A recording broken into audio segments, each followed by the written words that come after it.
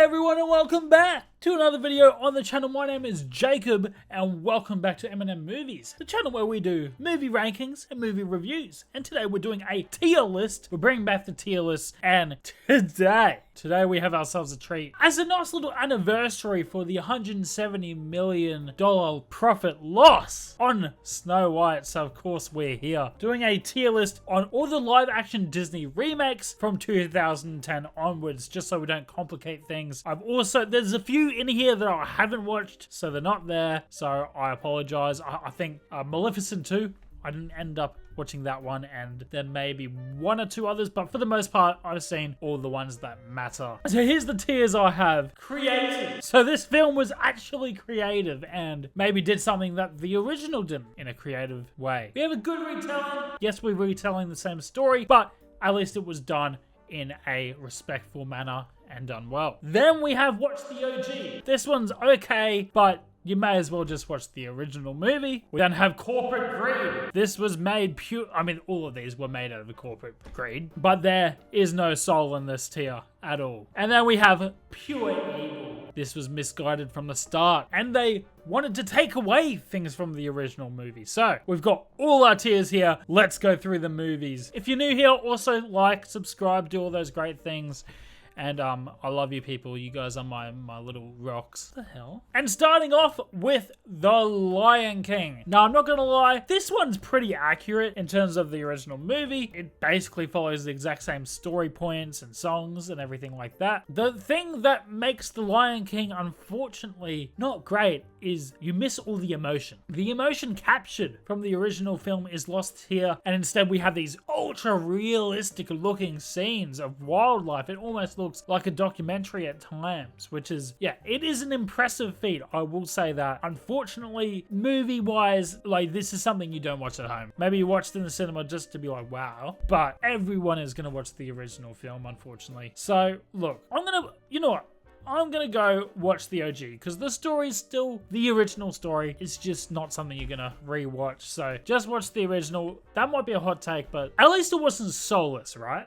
At least it wasn't soulless. At least they put effort into making it look crazy good, which I can't say the same for some of the other films on this list. Let's get going. We have Aladdin, and Aladdin surprisingly was good. I'm gonna go into good retelling. No, I'll tell you why. We had Will Smith. I know, is a man of controversy these days, it seems. Keep my name out your mouth.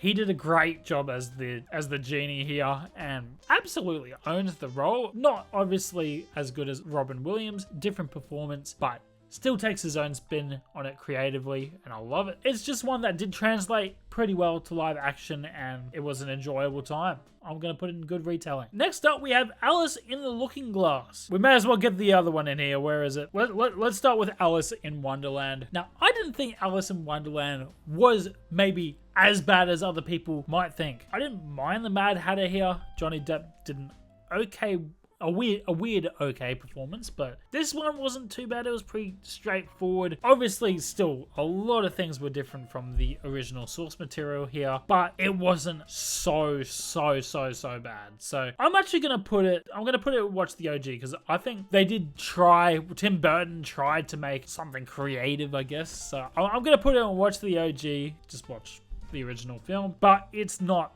that bad. Alice Through the Looking Glass, on the other hand, we get this weird backstory for the Mad Hatter here, and it's so strange, and his trauma and it does not work. Is it pure evil? It is pretty bad. I'm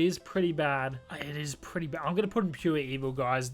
You don't need that entire section for the Mad Hatter, man. You just don't. Alice just is kind of a side character in this movie as well, so there's not really many redeeming qualities at all for this one. And from one end to the other, over here we have Cinderella. This is one of, if not the best film that has translated well enough to live action, and that's because the story does kind of fit well into a real life setting here. They did their own mature spin on it, unlike the others that, you know, obviously are family oriented. Yes, not saying Cinderella isn't, but there is that maturity to it, which I had no idea they were capable of something like that. So that is definitely going into creative, because It's probably the only one that they actually changed the story for, and it actually worked. Obviously, you have the main Cinderella part, but really like that one. Really did. Moving on, guys, on to Dumbo. Okay, let's have a little look at this. Dumbo, 1941, guys, is insane. Where is it? Runtime, 1 hour and 4 minutes. Guys, you see this here? 1 hour and 4 minutes for the runtime of Dumbo. Dumbo 2019. Let's go back. So you got 1 hour and 4 minutes in your brain. Pretty short film, by the way. To 1 hour and 52 minutes. Guys, that's almost, let's just call it what it is, 50 minutes more than the original film. Why? Why even try to do that? Oh my goodness. They had to put in lots of filler for this one, and it shows. It shows big time. The story just lolls around, and I'm going to put in corporate grade. It's going to be the back of corporate grade because there was no point in making this. I won't say it's pure evil, but corporate grade for sure, man. Next up, we have Lilo and Stitch. Now, on a superficial level, this one's okay. It's fun for families, and the only thing is that it completely misses the point of the original movie about sticking together, family sticking together, looking out for each other, not ditching each other and going to uni, which is what ends up happening in the end. She leaves Lilo with this strange quad bike neighbor. We also have our main villain switched with the evil alien mistress.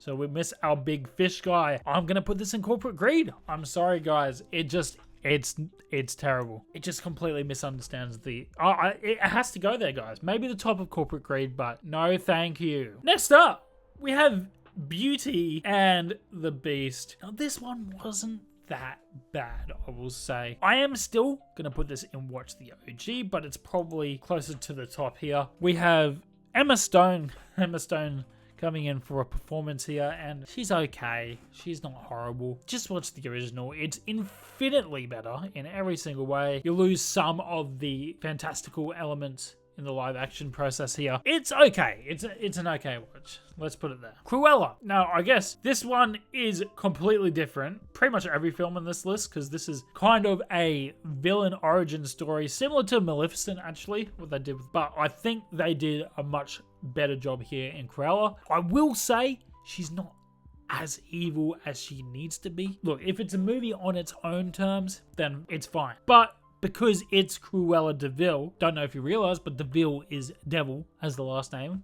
And that's not for no reason, mate. That's because Cruella is an angry, stupid bitch. Do you understand how evil Cruella de Vil is? She killed puppies so she could wear their fur. As far as villains go, it doesn't get much worse than that. Like, just in terms of how despicable can someone get. Like, it's cruel. Like, Cruella, there's no origin story that can make her a good person. So the point of having a whole movie about her backstory is kind of ill-conceived, I will say. If you do take the story on its own terms, Emma Stone has a great performance here. The film itself is good. It's a good, like, if you just ignore the fact that it's 101 Dalmatians, which it's pretty hard to do that, but if you do separate it, it is a fun watch. So look, I'm gonna put it in good retelling, but it's not a good retelling, okay? I'm purely putting it here based on the ranking because I did enjoy it, because it's not a good retelling of the story, it's a good telling of a story.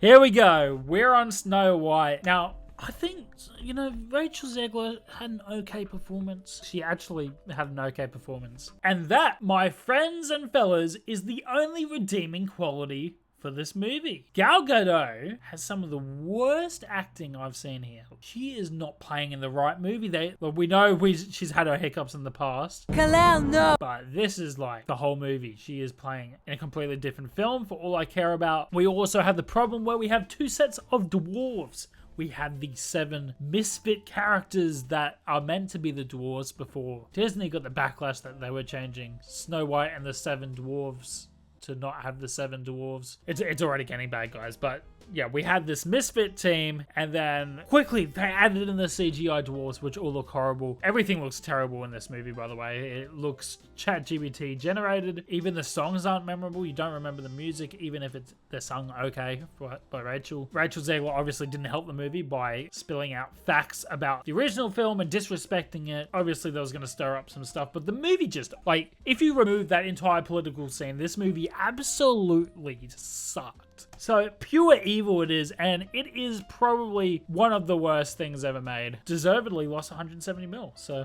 there you go. Moving on to something a bit better, Maleficent. The original Maleficent was actually a bit of fun.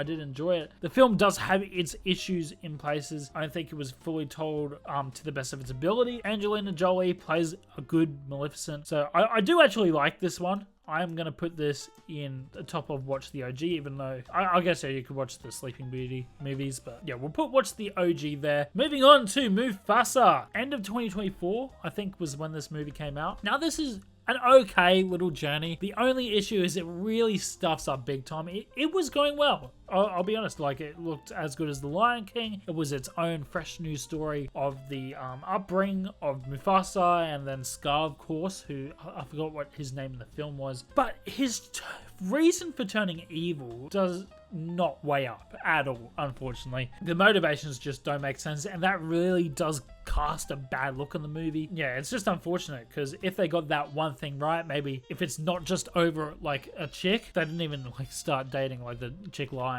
Like, it wasn't that bad that you turn that evil that quickly. So, unfortunately, it kind of ruins it. I'm going to put it at the top of Corporate Greed.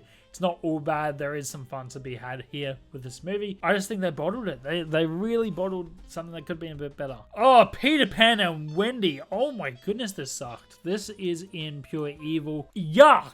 Yuck, yuck, yuck, yuck, yuck. This is Peter Pan, but for babies. Little kids, little babies who don't understand anything. Because it was so stupid. The acting is awful, genuinely awful in this movie. I'm glad nobody talked about it. It sucked. Next up, joining it in pure evil. This might be the worst one. Even worse than Snow White, which is insane. Pinocchio is the most lifeless film you ever watch, which is crazy because I'm pretty sure the original has 100% on Rotten Tomatoes. Don't know if I'd put it as like the best film ever, but it obviously had an impact on somebody. Whereas this, mate, I haven't seen anything so superficial, boring, and pure evil, corporate evil than Pinocchio.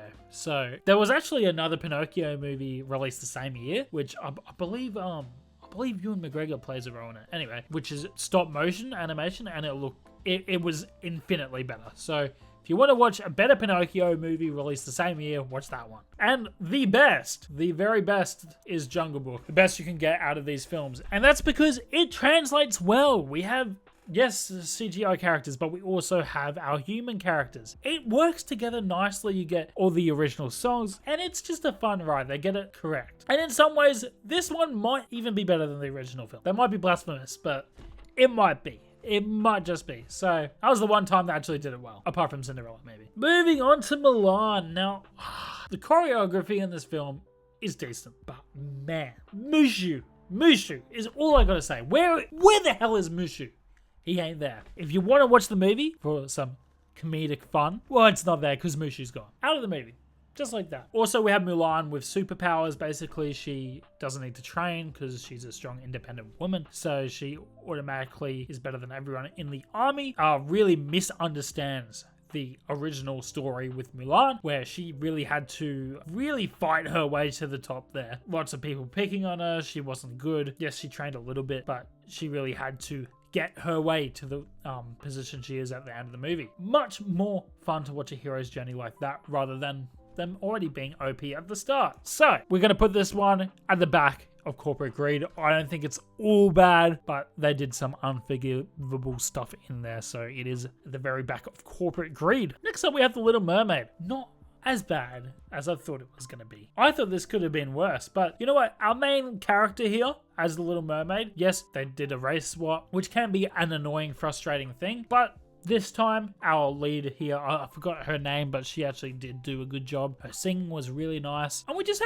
had overall, it was pretty good. I think they missed it a little bit with the ending with Prince Eric not saving her, because she could save herself at the end of the day. But that is the point of the original film, is that the prince does actually save her in that dire scenario. Does make a sacrifice for her, I mean, is what I meant to say, but he doesn't need to here, which, you know, takes the impactfulness out of it a little bit. But overall, it was actually a fun movie, so I'm going to put in good retelling, probably above Cruella. That is our little tier list here of all the Disney live action remakes, even the ones that are here in the middle are questionable. Overall, can we stop making these movies, because they are ruining creativity, and instead of building up some more stories, more unique creative stories that could have been made into live actions for later, now you don't have them. Just shows they're creatively bankrupt, and Disney are just a leech. A leech is all I have to say. So yes, if you guys enjoyed my tier list ranking of all the live action trash that Disney have put out, then make sure you drop a like down below. Make sure you subscribe also if you are new, and I will hopefully see you in the next video. If not, I will turn into Maleficent and lure you in with a needle.